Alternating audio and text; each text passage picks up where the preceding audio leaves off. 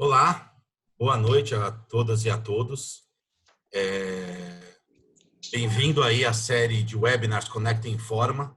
Essa série de webinars é organizados pela Fundação Lema e hoje conta com convidados especiais para tratar de temas relevantes. A conversa de hoje é para debater sobre práticas e soluções relacionadas ao Covid-19 e hoje a gente vai debater sobre a renda básica e os desafios sociais para enfrentar a Covid-19. Antes, eu gostaria de falar que a Fundação Lema, apresentar a Fundação Lema. A Fundação Lema tem trabalhado para construir um Brasil mais justo, inclusivo e desenvolvido. A gente trabalha com a convicção de que o bem mais valioso que a gente tem é a sua gente. E a nossa atuação está voltada à garantia de uma educação básica, pública e de qualidade para todos, contribuindo para a construção de políticas educacionais coerentes e apoiar líderes, gestores escolares e professores que trabalhem de forma colaborativa. Além disso, entendemos que muitos desafios que precisam ser enfrentados e só podem ser enfrentados por lideranças corajosas e bem preparadas. E, nesse sentido, apoiamos gente que acredita e trabalha para o Brasil. Fazemos isso junto e lado a lado com mais de 120 parceiros institucionais, 8 universidades internacionais e 5 centros de pesquisas nacionais e com a parceria de dezenas de secretarias em centenas de municípios de todos os estados brasileiros. No dia de hoje, para debater a renda básica e os desafios sociais com a Covid-19, a gente está aqui com Edu Lira, fundador e CEO da organização Gerando Falcões, Mônica De Bolle, economista e professora da Universidade Johns Hopkins, e Tabata Amaral, deputada federal eleita por São Paulo. Com um grande prazer, agradeço muito a participação de vocês aqui no dia de hoje para fazer esse debate, que eu acho que é fundamental para a gente poder compreender não só o momento atual, mas perspectivas também de um novo Brasil que vai se apresentar para a gente depois desse processo. Já se apresenta, de certa forma, né? E antes de passar a palavra para os nossos convidados, eu queria só fazer uma ressalva, uma pequena ressalva. O Edu Lira, o nosso debatedor aqui, ele vai ter que se ausentar por 10 minutinhos, ele já avisou. Então, a hora que o Edu tiver que sair, desligar a câmera por 10 minutinhos, às 19h40 mais ou menos, a gente vai esperar ele voltar depois de 10 minutos. E a ideia de hoje aqui é que vocês participem. Acho que esse debate vai ser conduzido por vocês que estão assistindo a gente. Então, você tem aí embaixo, na telinha do Zoom, o Q&A, que é Questions and Answers, perguntas e respostas. Então, acho que você pode clicar lá, fazer sua pergunta, você pode eleger as perguntas, e a partir do momento que as perguntas estejam subindo, aqui quando você volta, elas vão subindo, a gente vai trazendo ela para todo mundo que está aqui participando poder debater e conversar com vocês a respeito disso. Mas, para iniciar esse debate, eu gostaria de ouvir um pouquinho do Edu, da Tabata e da Mônica, como que eles estão vendo esse momento, quais são os desafios sociais que estão mais prementes na perspectiva de cada um e como que a gente pode estar respondendo a eles. Por ordem alfabética, Edu, você começa esse nosso debate com a sua contribuição? Weber, primeiro as meninas, eu faço questão, por favor. Mônica, então, já pulou a ordem alfabética. Você pode começar, Mônica? Tá mudo. Como eu dizia antes, esse é o problema do Zoom. A gente esquece que a gente está em mudo e começa a falar. É um prazer estar aqui com todos vocês. Prazer, Tabata. Prazer, Edu. Prazer, Weber. Muito obrigada. Meus agradecimentos à Fundação Lehman. E, bom, o nosso tema é um tema fundamental, eu acho. Dos mais fundamentais, na realidade. Então, deixa eu fazer uma primeira abertura, assim, só para dar uma ideia de como eu estou enxergando a crise e o que tá acontecendo no mundo. A gente tem feito muito esse paralelo no Brasil e em outras partes do mundo com guerras, né? Como se a gente estivesse atravessando uma guerra. Muita gente tem usado essa imagem. Eu não gosto muito dessa imagem, não, porque, tudo bem, a gente tem um inimigo, por assim dizer, um vírus, mas para mim isso é mais uma a conotação que eu gosto mais é de uma crise humanitária. O mundo está atravessando uma crise humanitária e a gente está vendo isso se manifestar muito claramente na área de saúde, mas também na área social, pelas pessoas que estão sendo mais diretamente atingidas tanto pela epidemia em si, quanto pelos efeitos econômicos que as medidas sanitárias e as outras coisas que têm que ser feitas para combater a epidemia necessariamente geram. Então, a gente tem assim 2 temas que estão colocados na mesa hoje. Um tema é saúde e o outro tema é proteção social. No tema saúde, o que a gente tem visto como resposta econômica dos diversos países, a gente tem visto um foco muito grande nas medidas voltadas para dar sustentação aos sistemas de saúde, mas o que a gente está vendo já é um início de um debate sobre que tipo de sistema de saúde se deve ter, se deve ser um sistema de saúde público, privado, misto, como é que a gente deve fazer isso. Eu enxergo essa situação da seguinte maneira: saúde é um bem público e, em sendo um bem público, naturalmente é um serviço público que a gente precisa dar para toda a sociedade. Nós, no Brasil, temos um Sistema Universal de Saúde, o SUS, que está passando aí por dificuldades, já estava com subfinanciamento, agora com a crise recursos vão ter que ser destinados para o SUS, mas é um bem que a gente tem, é uma riqueza que a gente tem, o SUS. E de outro lado, a proteção social. A proteção social também é um bem público, se a gente entender que a resistência das economias depende das pessoas mais vulneráveis. Assim, as economias são tão fortes quanto as pessoas mais vulneráveis. E se a gente tem muitas pessoas em situação de extrema precariedade, extrema vulnerabilidade, a gente, na realidade, não tem uma economia tão forte assim, porque a gente não consegue sustentar essas pessoas e isso daí deixa o país em situação muito, muito complicada. E a gente está vendo isso se manifestar em diversos países. A gente está vendo, por exemplo, que no caso, meu momento BBC aqui, a gente está vendo que no caso, os países que estão sendo duramente atingidos pela epidemia, a gente já tem dados, aqui nos Estados Unidos a gente já vê claramente que a população que está sendo mais atingida pela epidemia e pelos efeitos econômicos é justamente a população mais vulnerável. Isso já está em evidência aqui. E, portanto, a manutenção ou o reforço de uma rede de proteção social é extremamente importante. Nesse sentido, a renda básica, por hora a gente tem uma renda básica temporária, mas eu espero, e vou falar sobre isso depois, quando a gente continuar a nossa conversa, que ela vire uma renda básica permanente. A renda básica é fundamental, não só para garantir que as pessoas, nesse momento de crise, tenham um apoio, mas depois para a gente dar sustentação a essas pessoas por questões de cidadania, de inclusão social e de uma série de outros deveres que a gente tem junto a essa população tão numerosa que nós temos no Brasil. Então, essas aí são as minhas considerações iniciais. Obrigado, Mônica. Edu, quer falar agora para deixar as mulheres fecharem, abrindo e fechando? Tá bom. Boa noite para todo mundo. Weber, Tabata, amiga preciosa, Mônica, muito bom estar aqui dividindo esse espaço. Toda a Fundação Lehman, tem um monte de amigo aí, amigas, pessoas incríveis, o Denis, etc. Enfim, o meu olhar aqui é muito mais sob o ponto de vista, até também subscrevendo muito do que a Mônica disse, em relação ao tema de periferia e favela. Quando o Covid-19 começou a chegar no Brasil, somado ao grupo de risco, a gente percebeu que os mais pobres, sobretudo moradores de favelas, seriam os mais afetados nessa história por conta do fechamento da economia.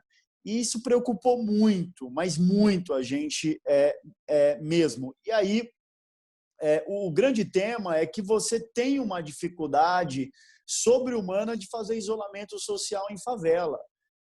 Esses dias eu estava dando uma entrevista na CNN e eu fui perguntado: Edu, e como que é o tema de saneamento básico? Parece que não tem na favela, né? Eu falei: vocês acreditaram na gente?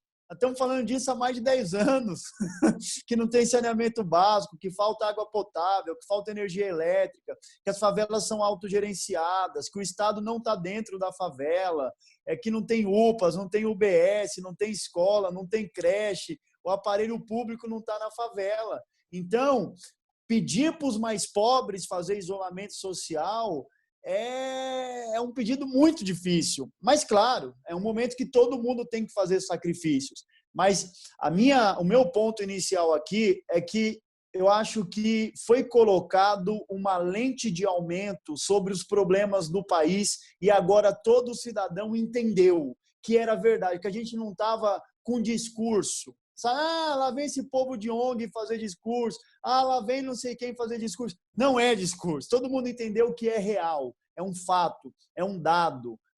E as pessoas vivem numa situação, em muitos casos, quase que subhumana. Somado a isso, terminando agora, Weber, o fato das pessoas, quase metade da população de favela serem trabalhadores autônomos, que vendem um almoço para comprar janta. Então, é a manicure, pedicure, eletricista, o mecânico, o pedreiro, o ajudante de pedreiro. Então, as pessoas saem de casa sem dinheiro para voltar com 25, 30, 50, 100 reais, e aí passa no mercado, compra um quilo de arroz, um quilo de feijão, compra um leite para as crianças, um pão para o dia seguinte. Então, essa é a realidade. Quando você precisa pôr as pessoas em isolamento, somado ao fato de não existir ainda a temática da educação financeira, que é a poupança, uma renda ali guardada, aquela coisa. Então, está todo mundo nu, efetivamente, completamente nu, que depende, como a Mônica falou, a Tabata, eu vi a luta dela, também acompanhei de perto lá no Congresso, de ter uma renda mínima para a população.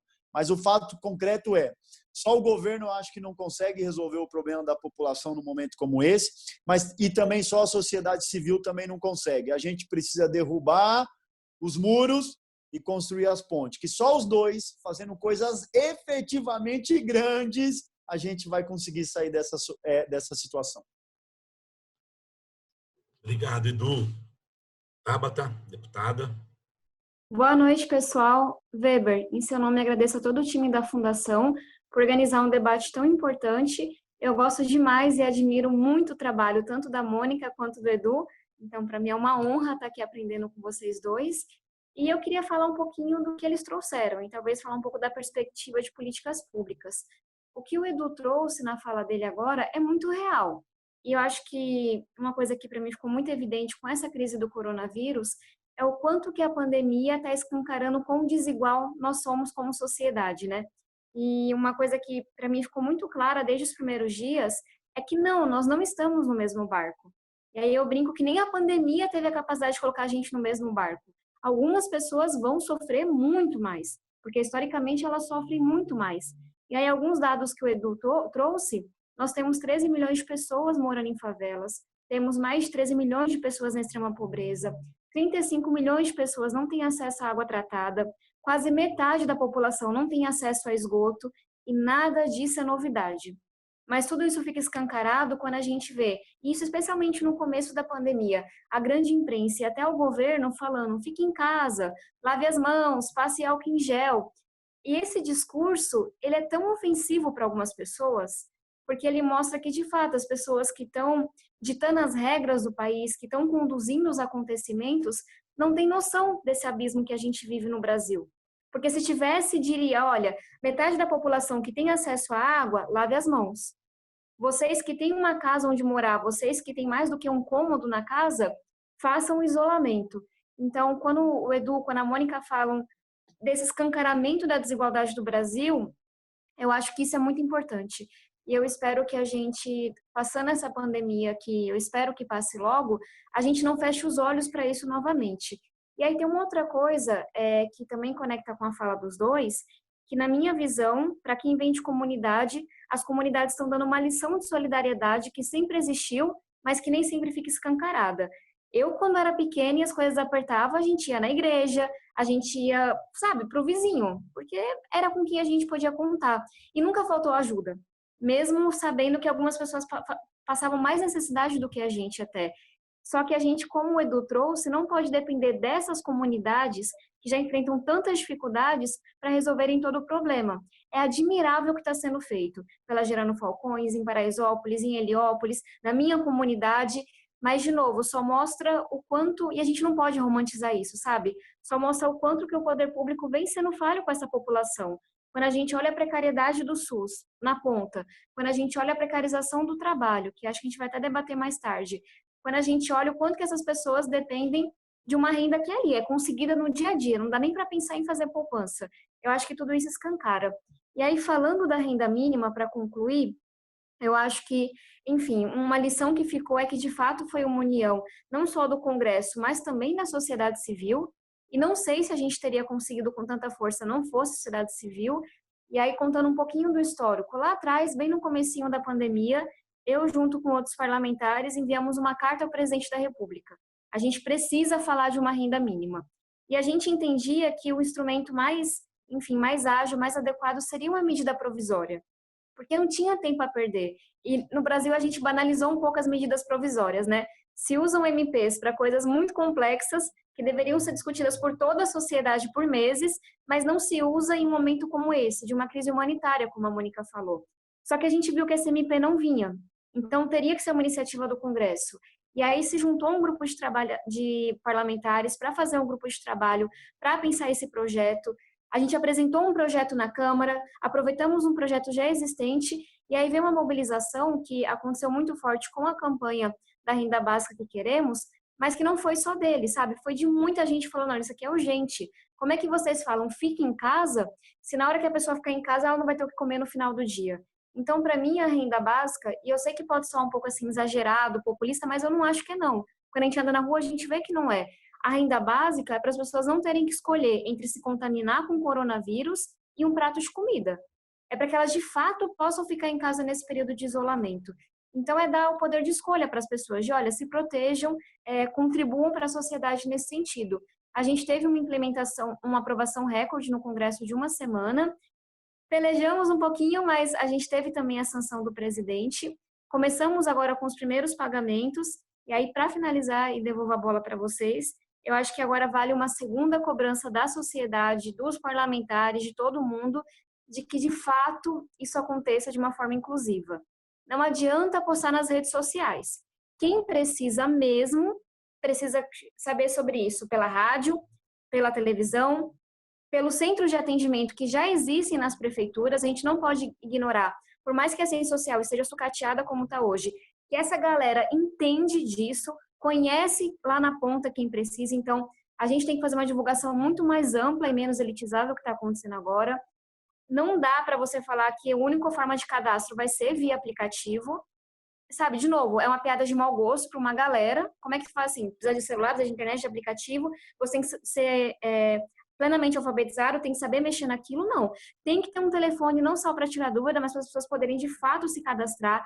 Tem que ter cadastramento físico, entendendo todos os problemas com o coronavírus, mas tem que trabalhar com as prefeituras, fazer de uma forma organizada.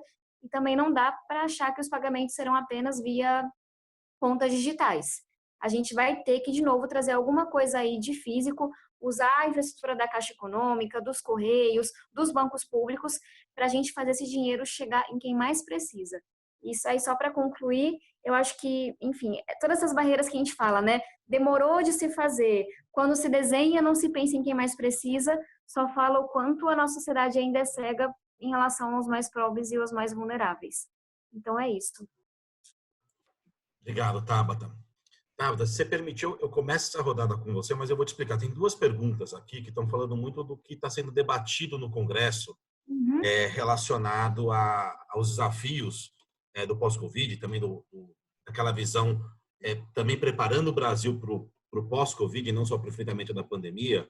Então, você tem uma pergunta da Juliana, que ela coloca, tem várias discussões que estão em discussão no Congresso, taxações de grandes fortunas, empréstimos compulsórios, tem algumas MPs que andam lá, tem um plano Mansueto. Como que você vê no Congresso o que está sendo discutido e qual que é a pauta fundamental, no seu ponto de vista, para preparar o Brasil, não só para enfrentar essa crise humanitária, acho que como colocou muito bem a Mônica, mas também para preparar o Brasil para o próximo passo? Tá certo. Eu vou dividir a minha resposta com a Mônica, só porque eu fiz essa semana uma conversa com ela sobre isso, então seria injusto eu parafrasear ela quando ela está aqui com a gente. Então eu vou começar e, se puder, passo a bola para ela também. Quando a gente fala da própria renda básica, a gente vai ter que discutir logo esse prazo de 3 meses. E esse é um tema que eu, inclusive, conversei com a Mônica. Não dá para acreditar que a gente vai sair da crise em 3 meses. A Mônica pode trazer depois, mas o que ela falou para a gente é de 6 meses, sendo muito otimista. E não dá para acreditar que, olha, acabou o risco de transmissão ou está controlado, se virem.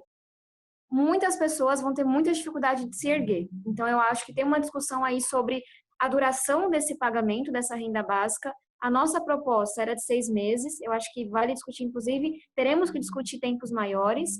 Tem uma segunda discussão, que é de auxílio aos pequenos, aos microempreendedores.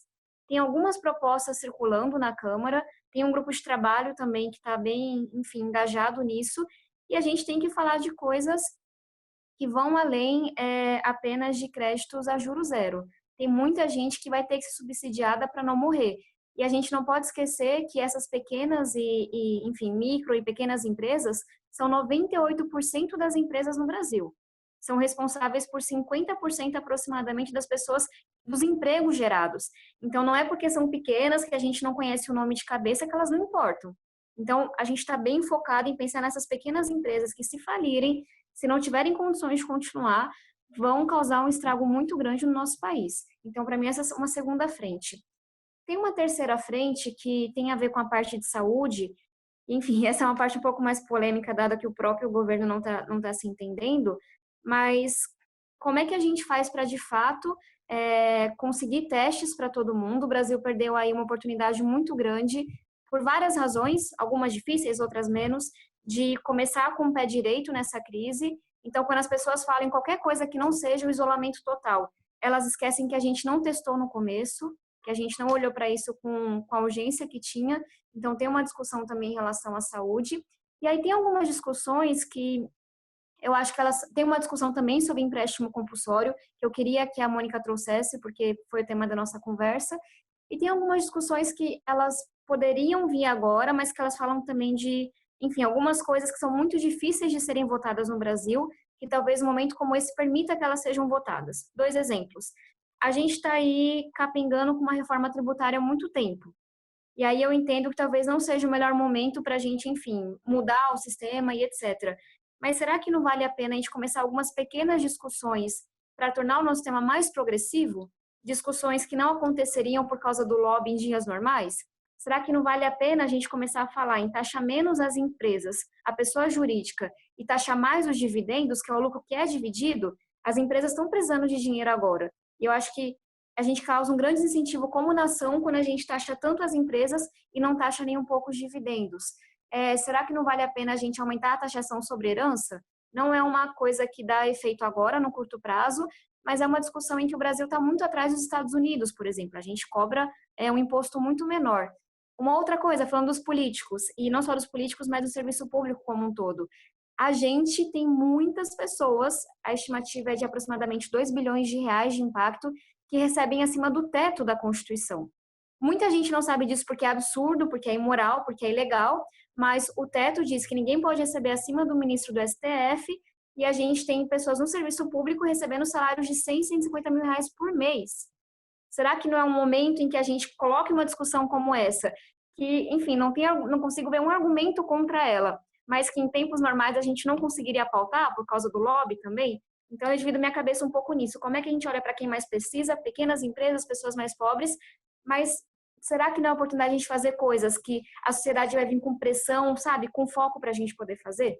E aí já falei demais, e eu acho que vale muito a pena a gente ouvir a Mônica, se puder passar essa bola. A Tabata já passou, Mônica. Quem sou eu? Já passou, ela já passou. Bom, deixa eu começar com a questão da renda básica. Na questão da renda básica, o problema que a gente vai atravessar é o seguinte: a gente agora tem a renda básica emergencial aí por 3 meses, são prorrogáveis esses 3 meses, mas evidentemente a crise não vai terminar em 3 meses. Assim, isso já está bem claro. No final, é um cenário que é absolutamente determinado pelo curso da epidemia. E a gente sabe já, pelo curso da epidemia em si, pela natureza da epidemia, pela doença, que a epidemia, na realidade, só acaba quando a gente tiver, de fato, um tratamento eficaz ou quando a gente tiver uma vacina. E se a gente escuta os especialistas, eles estão dizendo para a gente que isso daí vai demorar ainda muito tempo, é questão para ano e meio. Então, durante esse tempo, a gente provavelmente vai estar numa situação em que, se a gente conseguir fazer tudo direitinho em termos de medida sanitária, a gente vai provavelmente ficar num vai e volta em termos de agora relaxa um pouco as medidas sanitárias, agora volta com isolamento, agora relaxa, agora volta. E nesse vai e vem, a economia não vai funcionar normalmente. Nesse vai e vem, a gente vai ficar exatamente numa situação de anomalia total durante muito tempo. E as pessoas que precisam estar na rua para ganhar o seu jantar do dia, o prato de comida do dia, enfim, tudo que Edu e Tabata estavam dizendo aqui, essas pessoas elas estão nesse cenário de vai e vem, elas ficam absolutamente à deriva. Então, se a gente for considerar assim que o cenário de fato é esse, 3 meses não é nada. E fora que você introduziu aí uma incerteza, porque tudo bem, é prorrogável, mas prorrogável sob que condições? Quem determina, né, o prorrogável? Então, o ideal nesse momento, eu até no início, quando eu comecei a falar sobre renda básica, eu particularmente defendia que a renda básica deveria ser por 12 meses, levando em conta o tempo aí mínimo para você conseguir ter uma noção de quando a epidemia acaba.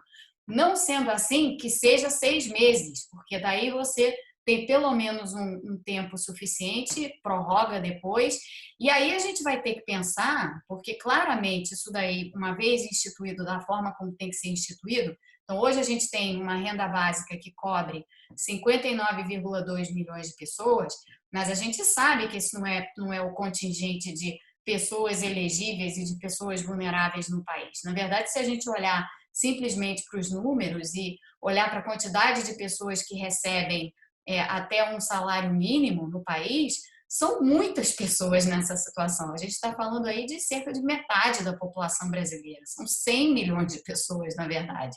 Então, a gente tem que achar, número 1, uma maneira de tornar esse benefício mais abrangente, e eu acho que aqui entram todas as questões de cadastramento que a Tabata dizia anteriormente. Há pessoas que não têm acesso ao aplicativo, tem gente que não sabe mexer nisso aqui, assim, não é razoável, que nem tem um telefone celular ou nem tem um computador em casa, não é nem um pouco razoável imaginar que você vai fazer todo esse cadastramento por aplicativo. Então, tem essa questão a ser considerada. E tem a questão de como você torna, no fim das contas, esse benefício um ganho para a sociedade, no sentido de torná-lo mais permanente. Eu acho que a gente tem que caminhar nessa direção. É custoso? É um benefício que custa, não é um benefício barato. Agora, é um benefício importante, de extrema importância. A gente olha ao redor e a gente vê que vários países estão tendo essa discussão. A Espanha vai implantar uma renda básica universal, né? A gente pode até discutir esse tema mais tarde. Então, o Brasil tem que estar nessa ponta, o Brasil tem que estar caminhando nessa direção daí. Em termos dos outros temas que a gente tem na mesa hoje, né, para atender aquelas pessoas que estão sofrendo mais em decorrência da epidemia e da parada súbita que aconteceu na economia, a gente tem os microempresários, como a Tabata mencionou, que certamente estão aí já muitos sofrendo, a gente tem que ver de que forma a gente chega neles. Tem os MEIs, que são os autônomos, né? Esses a gente consegue chegar neles por meio do benefício da renda básica. Mas, de novo, tem um esforço de cadastramento aí considerável a ser feito e que, por enquanto, não está à altura do desafio. Então, a gente precisa melhorar isso. Em relação ao resto, em relação a, por exemplo, empréstimos compulsórios e outros temas que estão em andamento no Congresso hoje, eu acho que tem uma porção de iniciativas que tem que ser de fato pensadas e feitas. O momento é de urgência, a gente não tem muito tempo para ficar pensando em como vai fazer, a gente tem que simplesmente fazer. Temos um problema hoje que é o seguinte: a gente tem muito dinheiro chegando nos bancos por meio de linhas de liquidez do Banco Central, por meio de repasses do BNDES, esses aí até poderiam ser maiores do que estão sendo, tenho feito essa crítica recorrentemente, Mas o problema é que esse dinheiro não está chegando aonde tem que chegar, né? Esse dinheiro não está chegando, como a gente diz, na ponta. Ele não está chegando nas empresas que precisam, ele não está chegando principalmente nas pequenas e médias e às vezes até o microempresário que sequer tem como ter acesso a esse dinheiro, né? Ou a esse recurso, quando a gente pensa que aonde é que esse microempresário tem uma conta bancária. Então, tem uma questão aí em aberto a respeito de como a gente força, de certa forma, esse mecanismo de crédito, de como a gente faz esse mecanismo de crédito funcionar e chegar na ponta. Essa é a discussão dos empréstimos compulsórios hoje, né? Como é que você condiciona a ajuda que você está dando, a assistência de liquidez que você está dando ao sistema financeiro, para que isso se transforme, de fato, em crédito e não fique simplesmente sentado num balanço bancário qualquer. Então, esse é um imenso desafio. A questão tributária, ela é fundamental, inclusive porque quando a gente pensa na ideia de renda básica permanente, a questão tributária se coloca como um mecanismo de financiamento desse programa. Então, a gente já sabe que a gente tem uma pirâmide tributária no Brasil extremamente injusta, super regressiva. As propostas de reforma tributária que vinham antes da crise tinham por objetivo redução de ineficiências, simplificação de impostos, tinha um foco assim muito voltado para a eficiência, em parte voltado para desculpa, apareceu um negócio na tela. Em parte voltado para lidar com essa questão da regressividade, mas não tanto, né? O foco estava muito mais na eficiência do sistema. A gente tem que fazer uma reviravolta nisso daí, porque tudo bem, claro, é importante ter eficiência, a carga tributária brasileira é muito alta, tem muita coisa que recai, tem muita oneração que cai em cima de consumo e produção, então a gente tem que mudar isso. Agora, como é que a gente muda? A gente muda criando os mecanismos para que a gente possa tributar de forma mais eficaz e de forma progressiva renda e patrimônio. Então, a Tabata falava sobre tributação de dividendos, isso aí tem top da agenda, isso assim, número 1, tem que estar lá em cima, até porque a gente tem essa situação meio esquisita no Brasil, em que dividendos que não são tributados não contam como renúncia fiscal. Então, isso daí bastava, de novo, voltando ao uso das MPs, se a gente tivesse editado uma medida provisória que enquadrasse o não pagamento de tributos sobre dividendos como renúncia fiscal, a gente imediatamente poderia remover essa renúncia fiscal e passar a tributar dividendos. Isso é uma coisa que a gente poderia fazer de imediato, inclusive para custear um programa como o da renda básica emergencial por mais tempo, né? se essa é a preocupação. Além disso, eu acho que na pauta, muito claramente, está, sim, imposto sobre herança, imposto sobre fortunas e imposto de renda progressivo. A gente tem que realmente inverter essa pirâmide tributária brasileira para que no topo a gente esteja tributando renda, patrimônio e podendo assim desonerar consumo e produção. Então eu vejo, para mim essas são as pautas.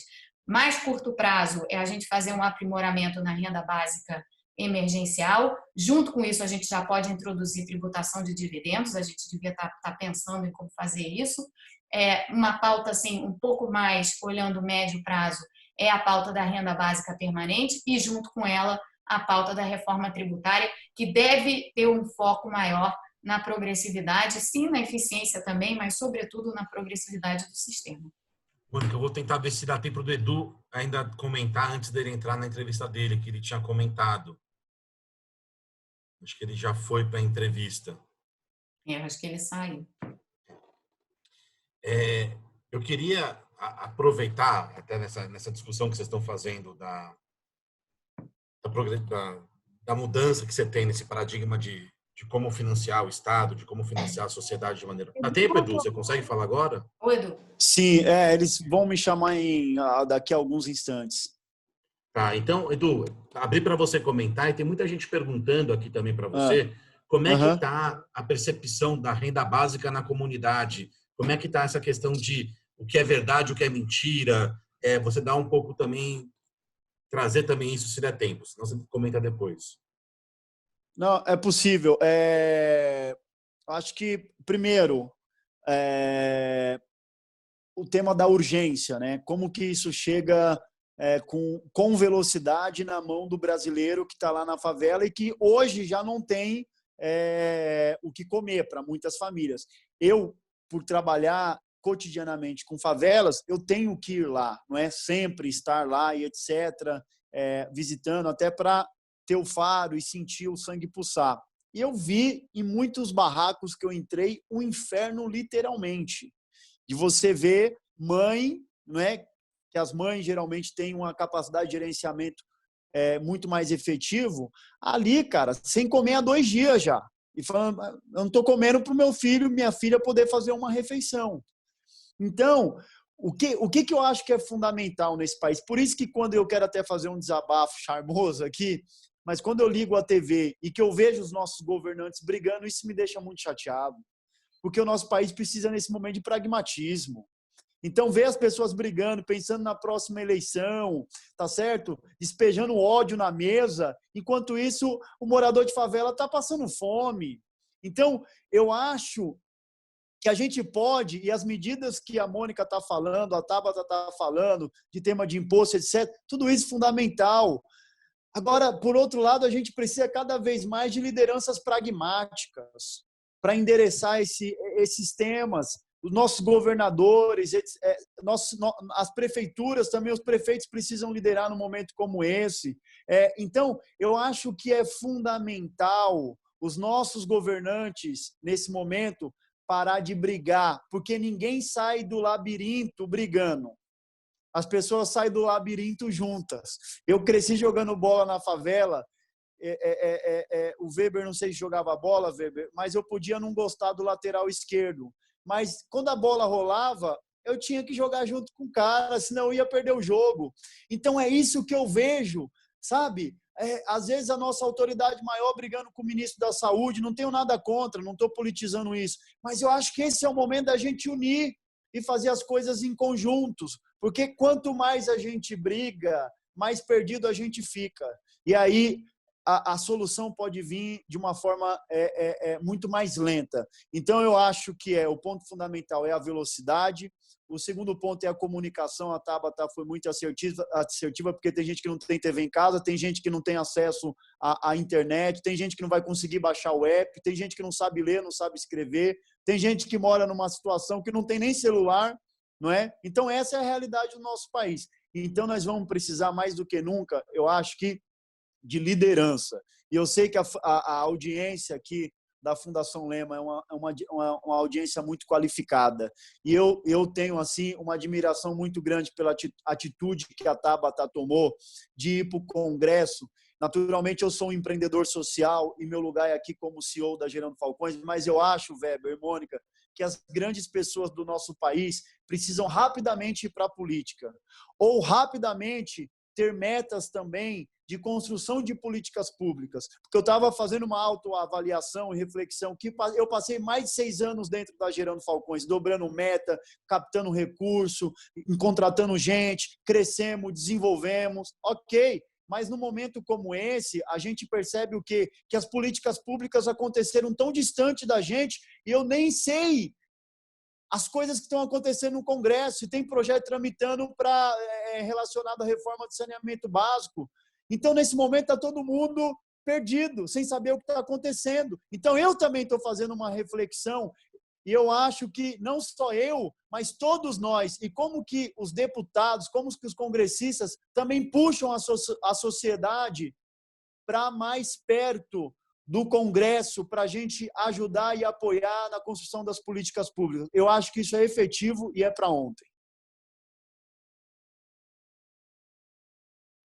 Obrigado, Edu. Vou ter que sair 5 minutos.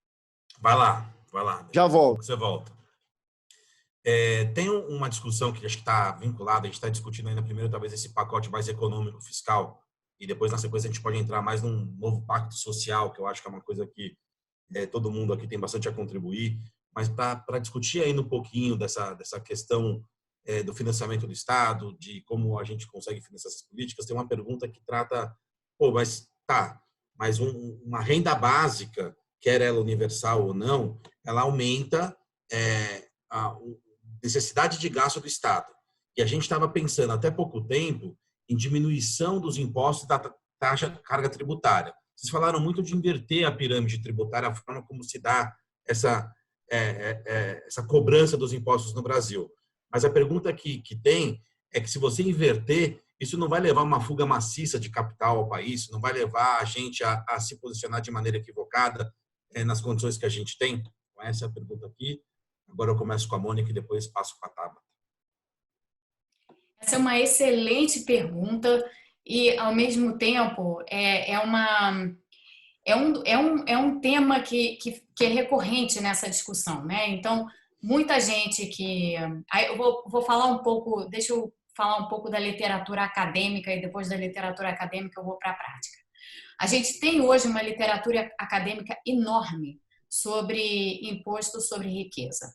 E o que se vê nessa literatura é o seguinte: embora sim possa haver alguma fuga, digamos assim, de pessoas, alguma tentativa de contornar a tributação, de não ser tributado, na prática esse problema é exagerado ao extremo, assim como um empecilho para você fazer esse tipo de tributação. Na prática, o que se verifica empiricamente quando você olha para países que fazem isso, né, que tributam riqueza, tributam patrimônio, portanto, e que têm impostos progressivos sobre a renda bem agressivos, na prática o que a gente vê não é uma fuga em absoluto. A gente não vê...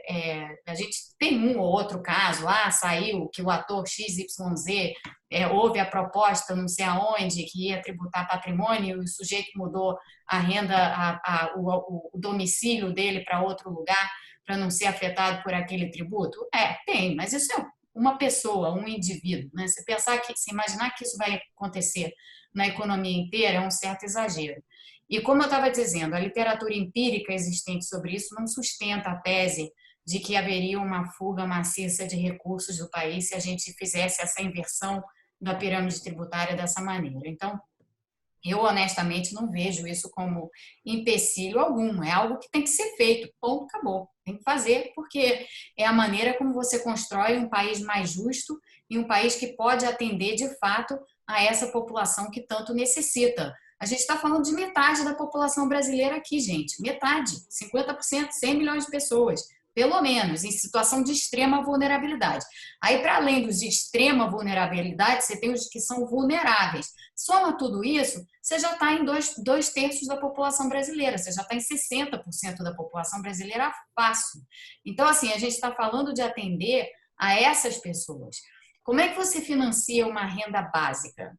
No Brasil, a gente não tem, eu acho, condições fiscais de fazer uma renda básica universal, nem de construir esse sistema ainda hoje. Mas a gente pode construir uma renda básica permanente que, ao menos, seja suficientemente ampla para poder acolher essas pessoas em extrema vulnerabilidade, primeiro, que está passando para o patamar de vulnerabilidade depois, ou seja, tentando atender aí 50% a 60% da população brasileira. Eu fiz umas contas, então eu vou dizer para vocês quanto é que isso custa. Tá? Se a gente desse o benefício de R$600, que é o benefício da renda básica emergencial hoje, tá? Se a gente desse esse valor desse benefício para 100 milhões de pessoas, a gente estaria falando aqui de um custo adicional para os cofres públicos de 10 pontos percentuais do PIB. É muito? É um valor considerável, não é barato. Agora, a gente tem que lembrar o seguinte, que, em parte, esse valor reverte para a economia. Não é que o programa seja autofinanciável, ele não é. Mas ele reverte, em parte, para a economia porque você está dando sustentação às pessoas. Então, as pessoas complementam a sua renda com aquilo, têm maior capacidade de consumir, têm maior capacidade de acesso a uma porção de bens e serviços e, portanto, você tem um ímpeto maior na economia que, inclusive, acaba gerando receita para o governo na ponta. Então, tem um efeito aqui que reduz um pouco esse custo. Esse custo é o custo bruto, digamos assim, do programa. Agora, vamos pensar numa outra hipótese. Se não forem R$600, se a gente passar o benefício para R$500, que ainda é bastante coisa, é equivalente à metade do salário mínimo, é meio salário mínimo. Quanto é que isso daí custaria para os cofres públicos em termos brutos? Em termos brutos, a gente cairia de 10% para 8% do PIB. Ainda é caro, mas, de novo, uma parte reverte para os cofres públicos e outra parte você teria, no caso, que financiar. Financiar como? Uma parte é reforma tributária e outra parte é fazendo uma racionalização dos recursos públicos, porque a gente sabe, por exemplo, que a gente tem uma porção de fundos aí da União que estão aí sentados, alguns são muito importantes, mas outros nem tanto.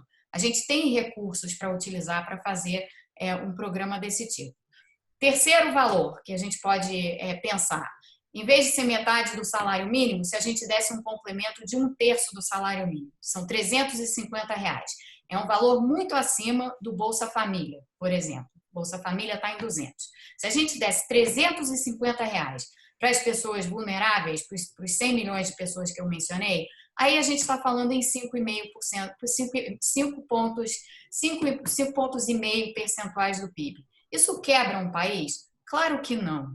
5,5 pontos percentuais do PIB, uma parte da qual reverteria para a economia, para dar condições de vida, para dar dignidade às pessoas, para dar inclusão a essas pessoas, para dar acesso a essas pessoas aos serviços que elas não têm acesso hoje, eu acho que aí a gente estaria sendo muito, de uma certa forma, desonestos intelectualmente com nós mesmos, se a gente achasse que 5,5 pontos percentuais do PIB vão fazer tanta diferença assim na nossa dinâmica de dívida pública e na nossa dinâmica de déficit. Portanto, dado que a gente tem, sim, mecanismos de financiamento e que é um programa que tem capacidade de sustentação própria, não na integralidade, mas parcialmente. Então, eu acho que está na hora da gente ter esse debate, está na hora da gente discutir isso. A gente já está fazendo isso no contexto da renda básica emergencial, então vamos um passo à frente e vamos realmente tratar de fazer o que a gente já deveria ter feito há muito tempo no país. Tabata? Concordo com tudo que a Mônica trouxe e queria trazer duas discussões talvez um pouco mais filosóficas. Uma delas é que tem um imperativo moral para a gente fazer essas coisas.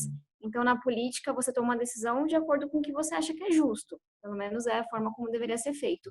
E aí você vai olhar para quem entende, para os acadêmicos, para os estudos, para saber qual é a melhor forma de você fazer isso. Para mim, não tem argumento que justifique a gente taxar tantos mais pobres e taxar tão poucos mais ricos. Eu tenho certeza que ninguém escolheria ver numa sociedade aquela questão do véu da ignorância, né?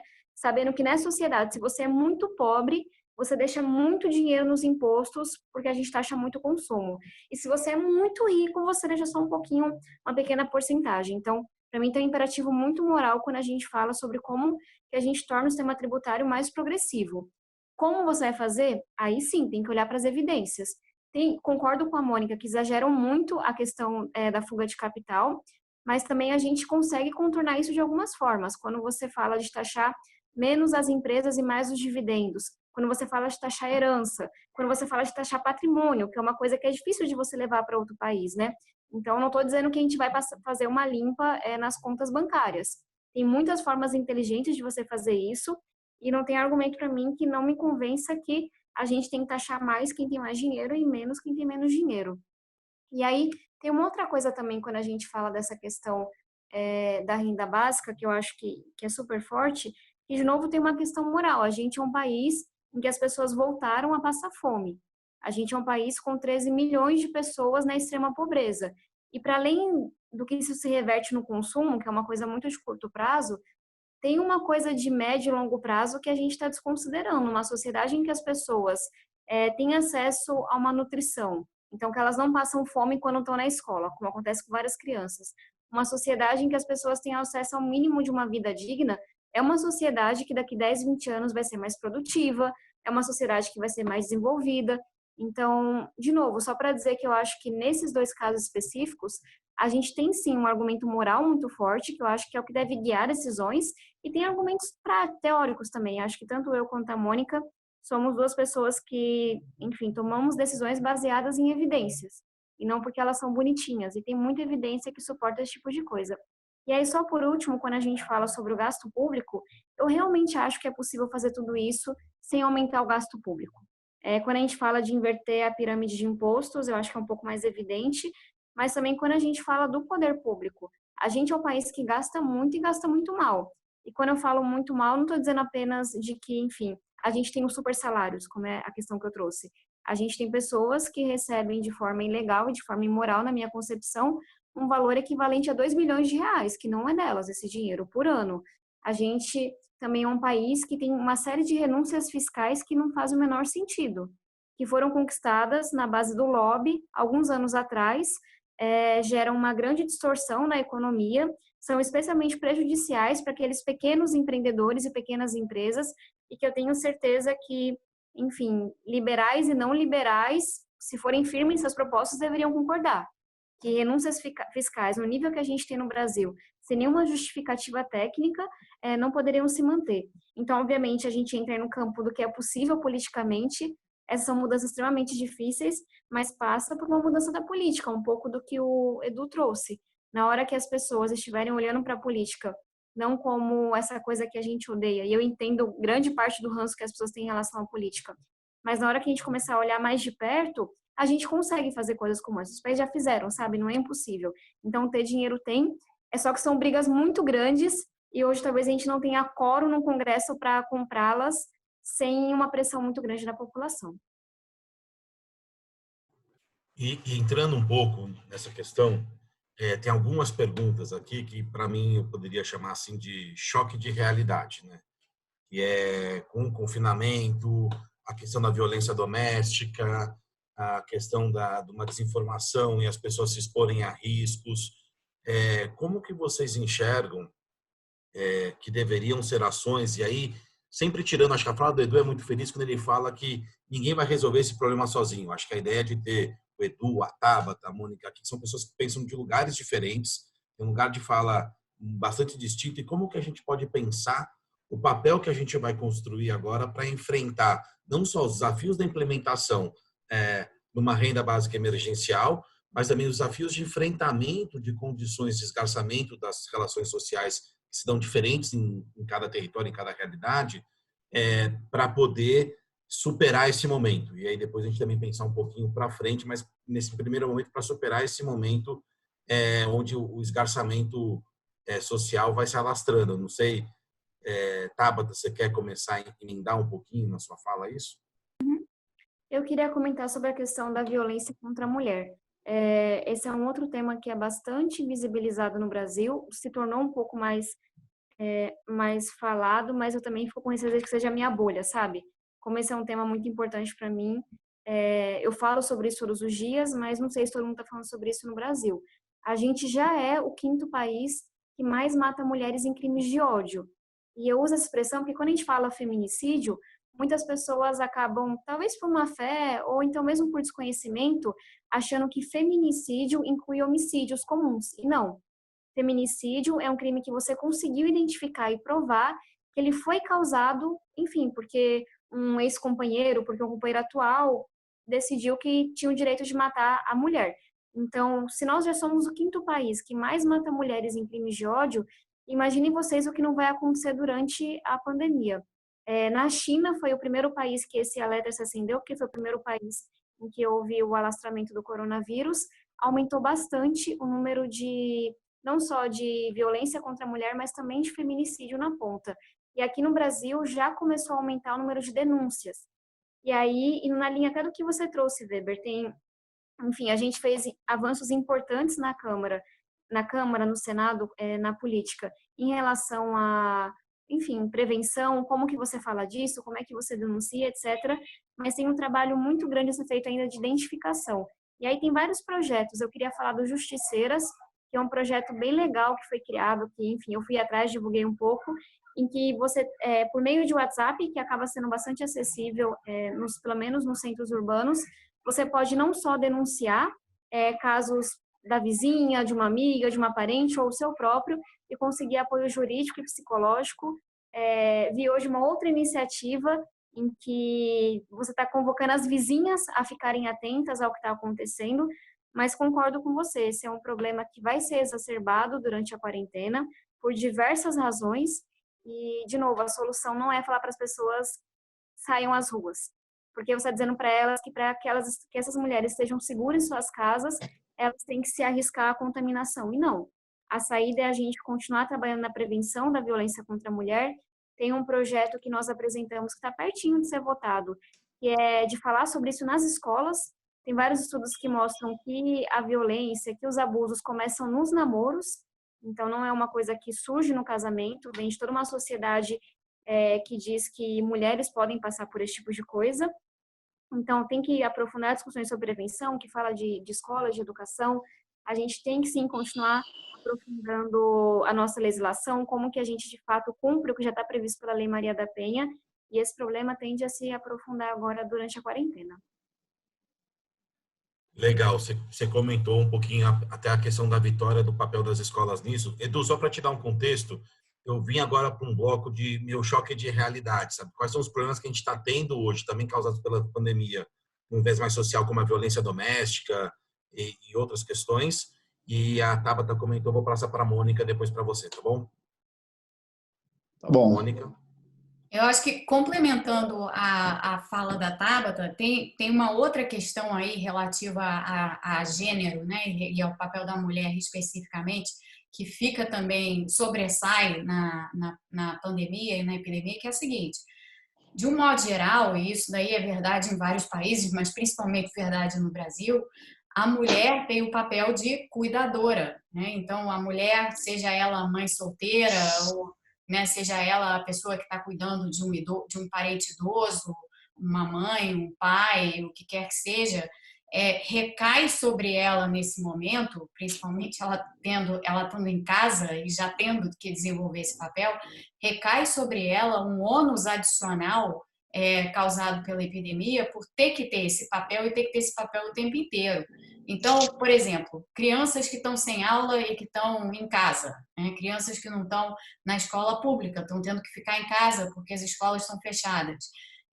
Quem é que vai estar cuidando dessas crianças? São as mães, são as mulheres. Então, assim, você tem adicionando a tudo que a Tabata disse em relação à violência contra a mulher, que eu acho que é um tema muito relevante. E na realidade global, a Tabata falou da China, mas isso está acontecendo aqui nos Estados Unidos também. Se você olha os dados, há já indícios muito claros de que a violência doméstica está subindo, a violência contra a mulher está subindo e denúncias estão subindo em decorrência do panorama aí de quarentena, de isolamento e tal. E, para além disso, tem essa questão do papel da mulher como cuidadora, né?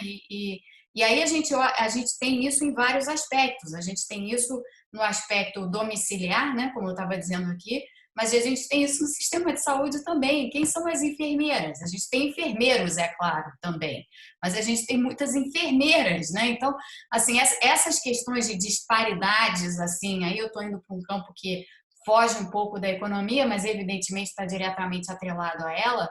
Eu acho que essa questão de disparidade de gêneros e de normas culturais em relação ao papel diferente que as pessoas têm é outra coisa que fica em muita evidência nessa epidemia e é uma coisa sobre a qual a gente tem que pensar, porque as mulheres de fato ficam numa posição, principalmente as mulheres que vivem aí nas comunidades, nas favelas e tudo, e aí o Edu pode falar melhor do que eu sobre isso. Eu acho que tem aí uma questão mal resolvida sobre como a gente atende essas mulheres de forma a dar o suporte, a sustentação que elas precisam ter. Vai lá, Edu.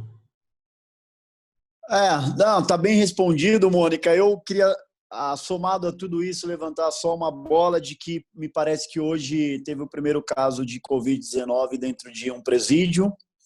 E o Brasil tem a terceira maior população carcerária do planeta. De cada 10 presos que saem do presídio, 7 voltam num curto prazo de tempo, ou seja, quase 70% de reinserção. Mas eu vejo um risco também muito grande em relação a isso dentro das detenções, se o Covid-19 se alastrar se a gente está tendo dificuldade aqui fora, não é, que tem lideranças fazendo a defesa das favelas, das mulheres, dos mais pobres, lá dentro, que é uma população que falta lideranças para poderem fazer a defesa dos direitos humanos, de posicionar isso de uma forma objetiva, eu, enfim, tenho uma preocupação muito grande. Então, é um momento muito delicado, como já foi dito aqui, de decisões muito difíceis de serem feitas, que nós vamos ter que ter...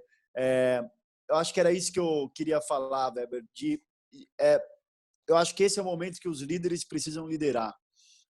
Quem tem acesso a algum conhecimento e algum recurso e deixa de fazer a coisa certa, está acumulando uma dívida histórica com o seu país.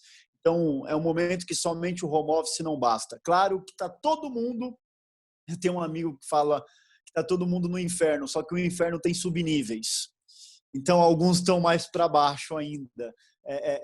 Então, é difícil para todo mundo, mas quem pode liderar, lidere, porque isso vai ter um efeito efetivo na vida das pessoas. Então, eu acho que nesse momento em especial a gente não pode ser covarde. E aí eu queria aproveitar um pouco essa questão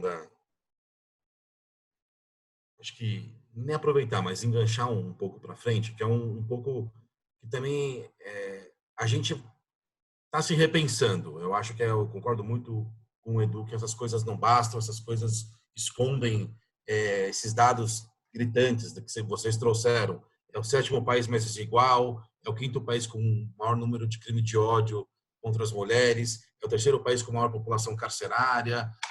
São coisas que é a marca do nosso desenvolvimento histórico-social feito ao longo de muito tempo, mas também eu acho que a gente está tendo uma oportunidade de se repensar enquanto sociedade, talvez construir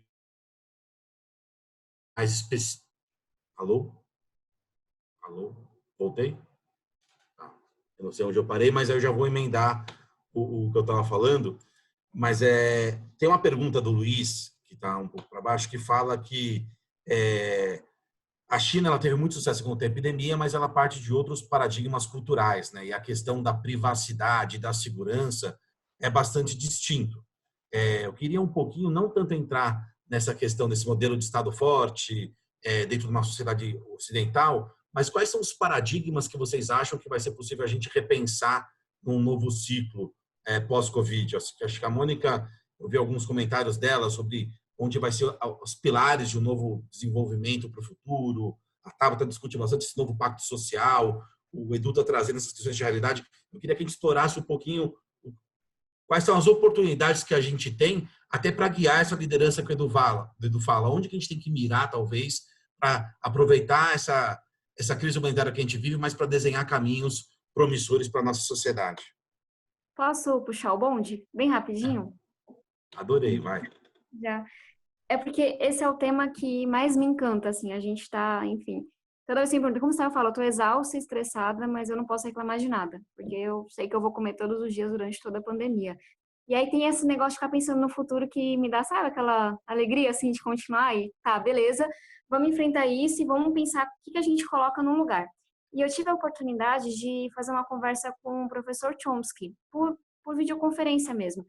E independente do que as pessoas achem das ideias dele, ele é um cara que vai passar assim, vai ficar na nossa história, sabe? Porque ele é um cara que pensa, ele é um professor, um grande acadêmico que pensa o mundo. Eu acho isso muito, enfim, muito importante. E ele trouxe duas coisas que eu concordo muito. A primeira delas, que eu acho que é um pouco mais óbvia, é que a gente vai ter que repensar a nossa relação com o meio ambiente. Relatos de que golfinhos começaram a aparecer no mar de Mumbai, minha melhor amiga é de Mumbai, pela primeira vez, ela nunca tinha visto isso. Agora tem golfinhos no mar de Mumbai. Gente vendo borboleta, as águas de Veneza limpas. Mesmo aqui no Brasil, sabe? O céu mais bonito dá pra gente ver estrelas. São coisas que, enfim, podem parecer românticas e bonitas, mas que falam do quanto que a gente machuca a nossa terra, né? E aí, a gente sabe que temos poucos anos, se a gente quiser ter alguma chance na luta contra o aquecimento global, eu sei que isso vai estar sobre a minha geração e as próximas que vão vir, que isso vai estourar. E eu gosto de pensar que a Terra fez uma parada forçada, sabe? Não estava dando, vou parar vocês por um tempinho, fiquem aí de quarentena que é para eu ter fôlego para continuar. Então, eu acho que a discussão sobre o meio ambiente vai ressurgir com muita mais força.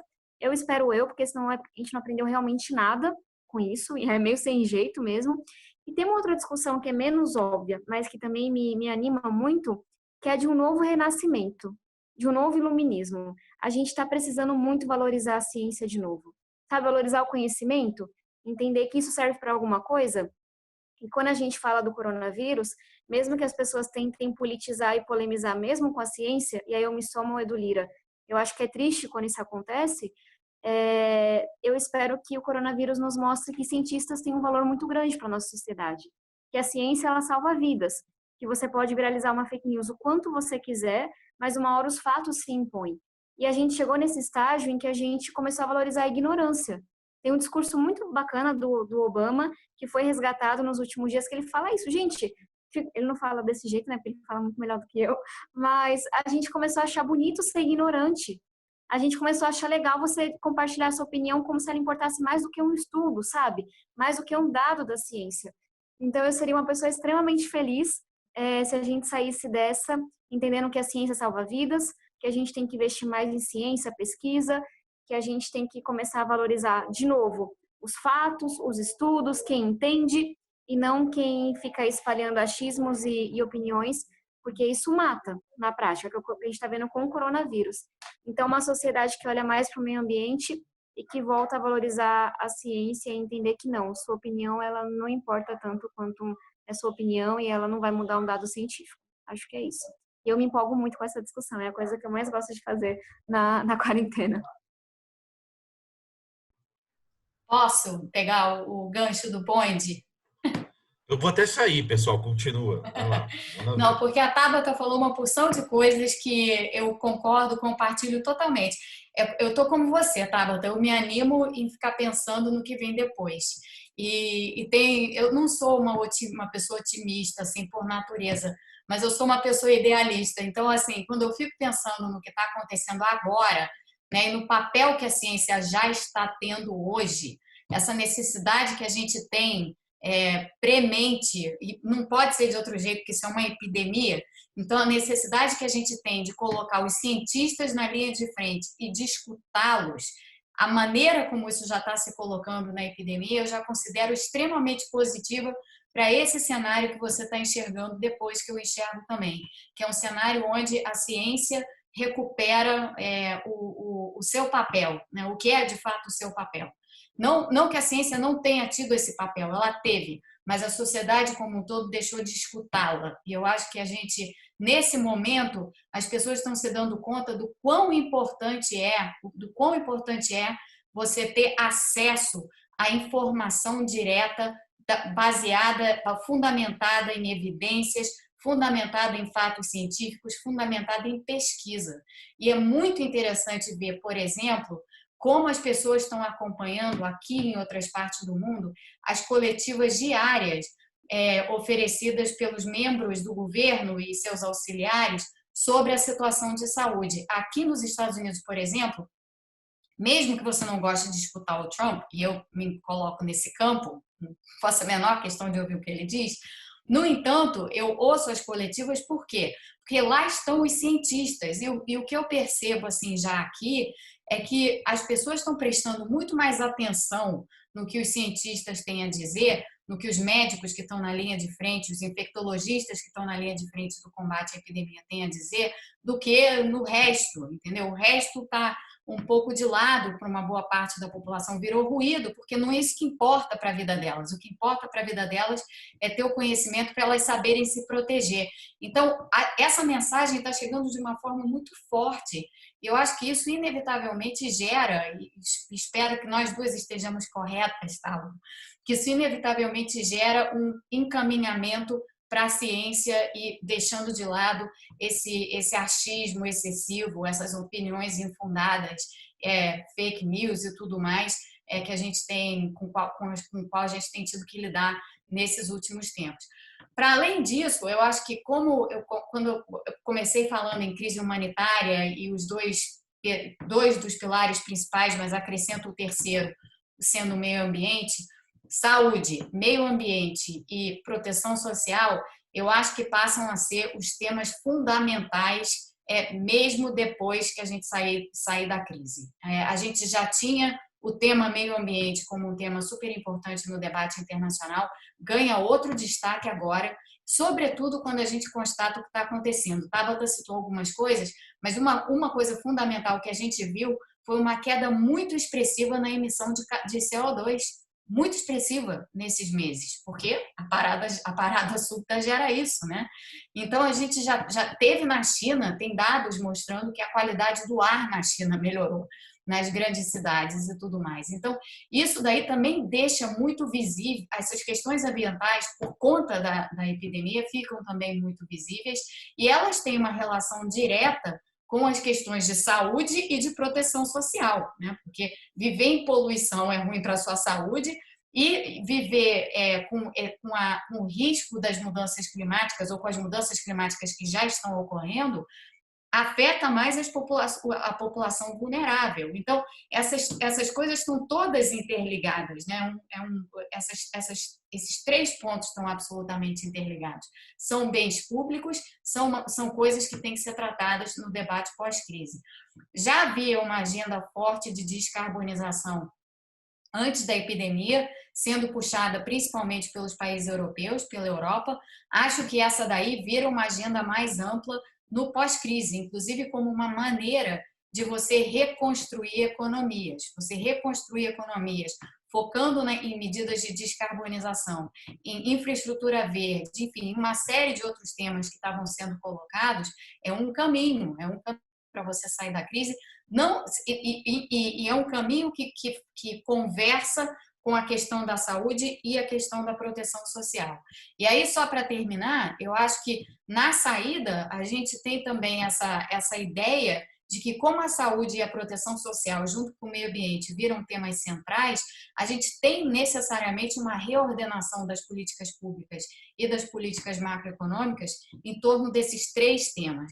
Então, me anima muito, como anima a Tabata, ficar pensando sobre essas questões e o que essa pandemia nos coloca de frente, porque todos esses temas vêm à tona de uma forma muito visível. Então, mesmo para quem não acreditava, para quem achava que meio ambiente, isso só pega a gente daqui a 30 anos, não, isso está agora, está na pauta agora. Para quem achava que sistema de saúde, não entendo muito, não preciso entender, precisa, afeta a sua vida, pode te impactar. Se você tem acesso a um sistema de saúde público bom, isso faz a maior diferença nesse momento.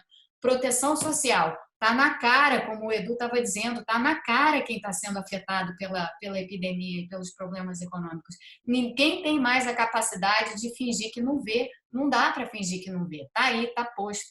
Então, eu acho que essas coisas mudam radicalmente o quadro em que a gente vinha, que era um quadro meio de ignorância absoluta. Eu acho que a gente volta de uma maneira diferente, a gente volta a colocar a ciência, os dados, as evidências, as coisas a boa informação. Então, o papel central da imprensa, boa imprensa como fonte de informação para as pessoas. Eu acho que esses valores que a gente parecia haver perdido, eu acho que eles se colocam novamente com muita força, porque estão muito visíveis. Weber, eu acho que a indústria automobilística, eu vou dar um exemplo, quando descobre um problema nos carros em escala, eles mandam uma carta para a casa das pessoas, para os donos levar os carros para fazer um recal, né? Eu acho que o Covid-19 está mandando uma carta para a casa das pessoas para atualizar o conhecimento delas. E essa carta está dizendo coisas mais ou menos assim: olha, adultos, vocês estão fazendo cocô no futuro das crianças, vocês estão destruindo o planeta. Essa carta está dizendo coisas assim: olha, no passado vocês já escravizaram os pretos, já deixaram as mulheres sem direito de voto, já fizeram isso, já fizeram aquilo. Então, é como se o conhecimento ele estivesse sendo atualizado. E o Covid-19 está dando uma chacoalhada em toda a sociedade. Então, eu acho que fundamental nesse momento as coisas não voltarem ao normal, porque o normal arrebentou com muita gente no Brasil. o normal excluiu muita gente, o normal machucou muita gente, o normal deixou muita gente de fora do pacote econômico. Então, tudo isso precisa levar a gente para uma nova mentalidade, para uma nova consciência e, sobretudo, para uma nova atitude. Porque senão as coisas vão voltar como era. Isso é o grande problema. Eu torço muito para a gente ir para um outro patamar como humanos, como cidadãos, como sociedade, para a gente fazer diferença. E um dos pontos que eu queria mencionar aqui é que a desigualdade entre a classe média e a classe alta e quem está nas periferias e favelas é muito grande no nosso país. Essa curva tem que ser achatada. Além da curva do Covid-19, essa é uma curva fundamental para a gente achatar. É muito desigual. O que me faz estar aqui, o que faz a Tabata estar aqui, a gente conversando. Eu fui alfabetizado na favela, no meu barraco não tinha um livro, mas tinha a Bíblia, eu fui alfabetizado lendo a Bíblia e foi a segunda criança da sala a aprender a ler. Então isso me ajudou a desenvolver novas habilidades. O que faz a gente estar aqui discutindo é porque, de alguma forma, nós desenvolvemos algumas habilidades que trouxeram a gente até aqui. Então, o problema da desigualdade é um problema muito da falta de habilidades que nós, enquanto país, somos incapazes de desenvolver nos nossos jovens, nas nossas crianças. Então, acho que a gente tem que desenvolver habilidades para os jovens refazerem o seu futuro e diminuir essa coisa tenebrosa que é a desigualdade social no nosso país. Eu acho que se a gente daqui, sabe, Tabata, 40, 50, vamos ver até uns 90 anos, a Mônica também, o Weber, se a gente, quando tiver perto de acabar a nossa vida, olhar para trás e ver que nós conseguimos tornar o mundo, sobretudo o Brasil, menos desigual, eu acho que já vai ser uma obra extraordinária para a gente ter feito. E isso precisa de uma visão de longo prazo. Eu queria até fazer um comentário aqui para a Tabata lutar por isso lá no Congresso. E o Weber também cuida de política pública na Fundação. Por que a cada 4 anos tudo muda? Você não tem uma continuidade, não tem uma visão de longo prazo. Quando você olha para as empresas, você vê o Jeff Bezos, um dos princípios da Amazon é o quê? Visão de longo prazo. Mas nos países, nas prefeituras, alguém assume como prefeito, destrói tudo. Então, e tem coisas importantes que são feitas, políticas públicas que são feitas, mas no nosso país não tem continuidade, tudo trava. Então, é muito mais aqui quase que um desabafo carinhoso de que a gente precisa de pessoas que tenham uma visão de longo prazo para a gente deixar um país melhor para as novas gerações. Eu sou pai de Luiz e da Lara, então você fica torcendo e também trabalhando duro para isso aqui, né, ser melhor para as crianças poderem viver. E eu acho que tudo isso que Mônica e Tabata disse, eu complementei aqui, eu acho que pode levar a gente a ter um mundo muito melhor. Obrigado, Edu. A gente está às 8h20. Eu vou fazer aqui trazer um tema que está populando em várias perguntas e passar um pouquinho para vocês também terem um tempinho de fazer considerações finais que vocês acham fundamental. A pergunta que está populando aqui mas a renda básica está aí na discussão porque estamos na crise humanitária, na economia de guerra, como colocaram aqui, mas isso vai se manter na pauta? Isso é uma pauta para frente? Acho que a Mônica já falou um pouco disso, mas eu queria um pouco, não só ouvir. O conceito de renda básica ele vem da ideia de não ser uma política assistencial, né? Mas ser uma forma de você distribuir os dividendos arrecadados coletivamente na sociedade. E acho que hoje a gente enxerga ela como uma forma de responder a uma crise humanitária. Mas eu queria ouvir um pouquinho de vocês sobre isso e no outro pé, só para responder, assim, acho que uma pergunta que populou em várias pessoas aqui, mas no outro pé também saber o que vocês poderiam dar, qual que é o papel, não só de vocês, mas que as pessoas poderiam ter no enfrentamento dessa crise. Que também vocês pudessem deixar esse recadinho para todo mundo aqui. E aí, sugiro como ordem agora, se alguém não pedir a palavra, Mônica, Edu e Tabata, só para a gente ir variando quem abre e quem fecha. Tá, com todo prazer. Bom, a questão da renda básica. A questão da renda básica não é uma coisa que nasceu. A ideia da renda básica, olha, a ideia da renda básica nasceu no final do século XVIII. Então, assim, não é uma ideia nova de maneira nenhuma. Na verdade, é uma ideia bem iluminista, num certo sentido, já um pouco depois até, mas encaixa bem nesse tema que a Tabata levantou. E ela surgiu como uma ideia de inclusão e cidadania. A gente não está falando de assistencialismo. A gente está falando de dar às pessoas as condições mínimas para que elas possam ter acesso e progredir da maneira como elas quiserem. E hoje a gente não tem, em nenhum país, na verdade, a gente tem muito isso, à exceção de alguns, talvez, mas os escandinavos, eu estou pensando aqui.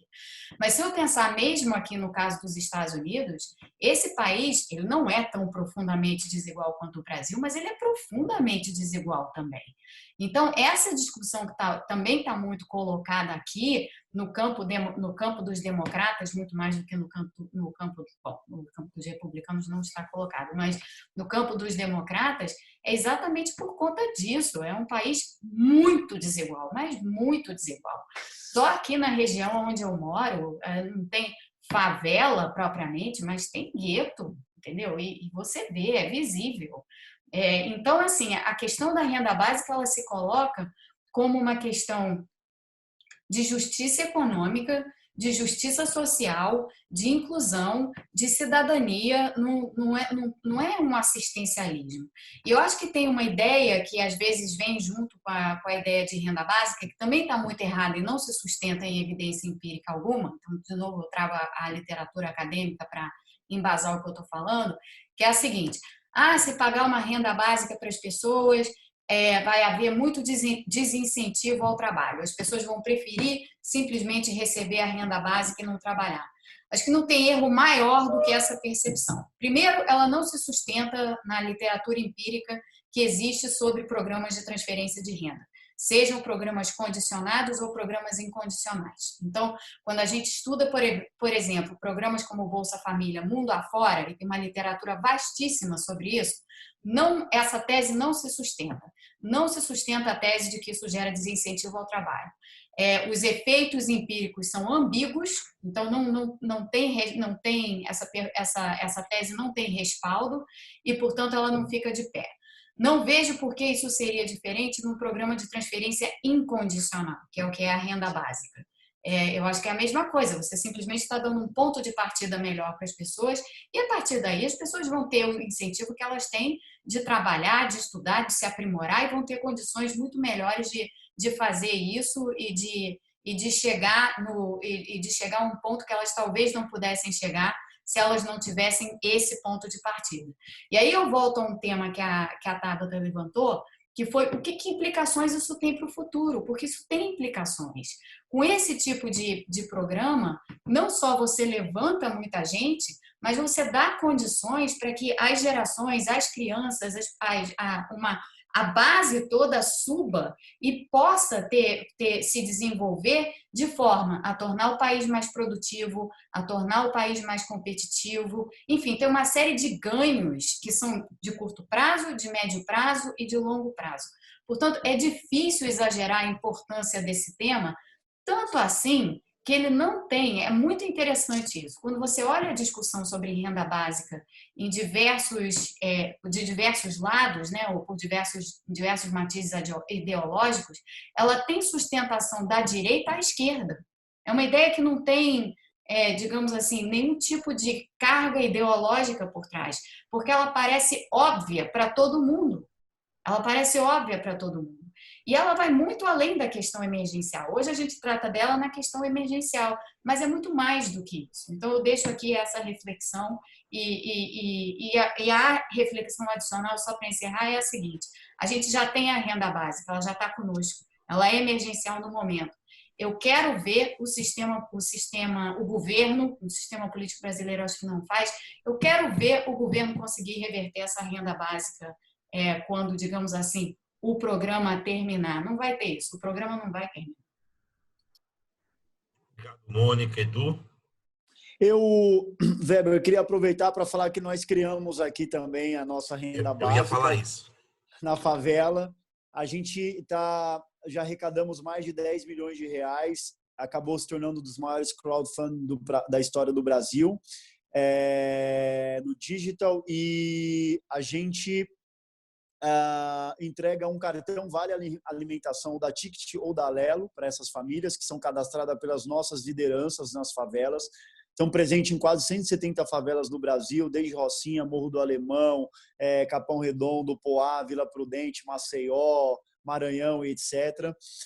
E mensalmente a gente faz uma recarga no valor de R$100 para essa família. Porque nada contra a cesta básica, mas quando você manda renda para a família, a chefe da casa, que no geral tem uma capacidade de gerenciamento econômico relevante, se tem óleo, ela não vai comprar óleo.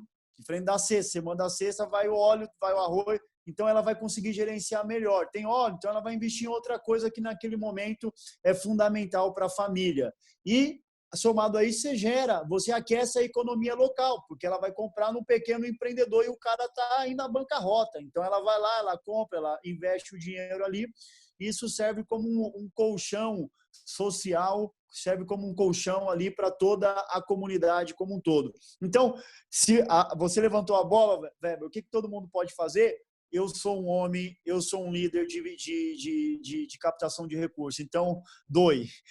Acesse gerandofalcões.com/corona no paredão e mais do que a sua doação. Amanhã, nós vamos... A sociedade tem a mania de falar sextou, não é? Então, nós vamos trocar o S e botar o C.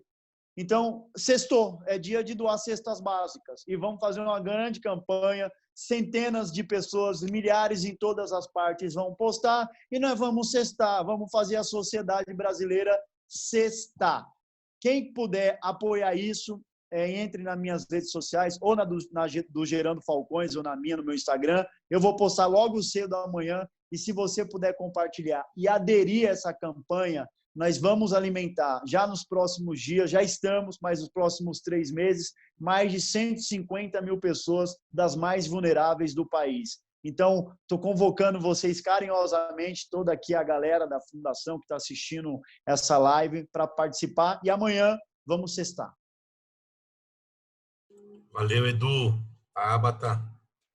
Pessoal, como estamos aqui com 1 minutinho, concordo com tudo que a Mônica trouxe, concordo com o Edu, admiro demais vocês dois. 2 comentários bem rápidos. Quando a gente fala de renda básica, a primeira vez que eu tive contato, enfim, com essa ideia, foi nos estudiosos do futuro. É um tema que eu adoro estudar, então, para a gente pensar na sociedade que não está tão distante assim, que vem com a revolução tecnológica, que vem com a robotização. E aí são 3 cenários que se desenham. Um da questão do aquecimento global, que a gente já discutiu, um outro da desigualdade, que vem aumentando, e um terceiro da possibilidade de desemprego em massa. Então, enfim, não há um consenso entre os teóricos sobre isso, mas a gente sabe que está mudando muito a estrutura da sociedade quando a gente fala de trabalho. E eu acho que a precarização do trabalho que a gente vê com os entregadores de Uber, Rappi, por exemplo, fala disso. Tem um estudo de Oxford que fala que daqui 10 anos, de cada 10 profissões, 8 não existem ainda. Então, são só alguns dados para dizer que, independente de coronavírus, independente de tudo que a gente discutiu aqui, para mim a renda básica era uma certeza para o futuro por causa disso. A gente está caminhando para um modelo de sociedade, pensando num Vale do Silício da vida, por exemplo, em que você tem poucas pessoas muito capacitadas, ganhando muito dinheiro, e você vai perdendo a oportunidade de trabalho para muita gente, que é o que a gente teve durante a Revolução Industrial. Não é consenso que vai diminuir o número de empregos disponíveis, mas eu acho que é consenso que cada vez a gente vai ter empregos mais e mais precários, com relações trabalhistas mais precárias, com condições mais precárias também. Então, para mim, já era uma coisa certa para o futuro. Eu acho que o coronavírus, ele acelerou essa discussão. Então, eu concordo com a Mônica, eu acho que é uma coisa que veio para ficar. Eu acho que a gente vai ter uma luta, sim, com o governo para poder aumentar o prazo e depois institucionalizar, mas estamos prontos para essa briga, porque ela não é uma briga partidária, nem é uma briga ideológica. Ela é uma briga pautada pelo bom senso de quem enxerga a desigualdade, então tenho já as razões suficientes para entrar nela. E aí, um segundo comentário sobre a provocação do que fica, né? Eu ia trazer uma coisa na linha do Edu. Eu acho que essa é a primeira vez que as redes sociais estão mais aproximando as pessoas do que afastando. Aquela imagem clássica, né? Eu sou a pessoa que se irrita, que dá um tapinha assim no celular. Dos amigos no restaurante, mandando mensagem, eu odeio esse tipo de coisa. e agora os amigos usando o celular para cantar parabéns juntos, sabe? Para fazer videoconferências com quem tá, tipo, às vezes ali na rua, mas você não pode ir lá encontrar a pessoa. Então, eu acho que o coronavírus também deixa esse legado de comunidade. E aí, quando eu falo comunidade, é uma coisa assim muito física mesmo, da gente olhar com mais carinho para o vizinho, para o bairro, enfim, para a rua onde mora. E essa é uma coisa que o Edu trouxe eu acho brilhante. Assim, eu estou vendo isso acontecendo em várias favelas, não me surpreende, porque quem cresceu em uma comunidade sabe que nunca falta ajuda e que essa ajuda vem ali do lado, não é da pessoa, enfim, que está distante. As pessoas mais pobres doam 3 vezes mais, se eu não me engano, proporcionalmente à renda do que as pessoas mais ricas. Então, de novo, não me surpreende. Mas eu acho muito legal que as pessoas estão vendo que isso está acontecendo. E aí, uma coisa que também, para fazer um merchanzinho aqui, tem várias, enfim, projetos e instituições muito sérias da periferia, das favelas, várias da minha comunidade, que estão se organizando para fazer chegar comida, para fazer chegar dinheiro, para fazer chegar produtos de higiene. Então, eu estou apoiando algumas delas. Obviamente, não consigo fazer doações, enfim, gigantescas, mas eu acho que é bom para a gente dar o exemplo. E estou fazendo uma curadoria e colocando nas minhas redes sociais. Então, quem puder fazer uma doação, eu tinha feito segunda-feira, toda segunda-feira eu faço uma doação, mas estou pensando em mudar para sexta, para usar o sextou também do Edu. E vou doar um pouquinho e vou divulgar a sua iniciativa também, Edu, porque é realmente muito, muito incrível. Então, quem puder ir nas minhas redes sociais é o primeiro destaque. Você clica lá, tem várias instituições que são sérias, que eu conheço, que eu estou apoiando, porque a gente fica com medo às vezes, né? Tipo, será que eu posso doar? Será que o dinheiro vai chegar na ponta? Nesses vão chegar na ponta. E aí tem instituições que a gente está apoiando, que trabalham com mulheres que estiverem em situação de cárcere, que trabalham com mulheres em situação de prostituição, que trabalham com pessoas em situação de rua. Então, tem lá para as pessoas poderem olhar, escolher, conhecer a mais. Então, também divulgando, porque eu acho importante, é uma coisa que cada um pode fazer, sabe? Buscar um pouco quais são as instituições do seu bairro, da sua comunidade, com as quais você se identifica, que estão fazendo um trabalho sério, doar um pouquinho e divulgar para quem também está podendo doar. E eu espero que a gente saia mais unidos, assim, não com milhares de amigos nas redes sociais, mas com um senso de comunidade muito forte. Sextou. Gente, queria, em nome da Fundação, agradecer Edu, Mônica, Tabata, pelo privilégio de ter dado para a gente o tempo de vocês nessa discussão. Queria agradecer pela forma, não só com a profundidade que a gente discutiu, mas com a esperança que vocês contagiaram a mim, e tenho certeza que boa parte das pessoas que acompanharam a gente. Queria também agradecer a Jess, o Carlinhos, a Liane, todo o time da Fundação Lema que faz o bastidor e faz isso acontecer. E falar que aquilo que o Edu falou, né? O mais importante para a gente, o nosso bem mais valioso da sociedade é a gente trabalha para um país mais justo, mais desenvolvido, menos desigual, e vamos continuar nessas conversas. Eu quero muito ter vocês próximos. Acho que o Edu e a Tabata, a gente já tem alguns contatos. Mônica também, bem-vinda, sabe? Faça parte dessa rede e vamos lá, vamos sextar e vamos fazer desse momento, dessa crise, uma oportunidade para a gente reinventar o caminho de um país menos desigual, um país mais justo e desenvolvido. Obrigado a todo mundo, quem acompanhou. Muito obrigada. E sextou, né, Edu? Sextou. Parabéns, Weber. Você mandou muito bem, irmão. Beijo, valeu, Tabata. Pessoal. Beijo, Mônica. Parabéns. Valeu, irmão. Beijo para vocês todos. Beijo enorme. Tchau, pessoal. Tchau.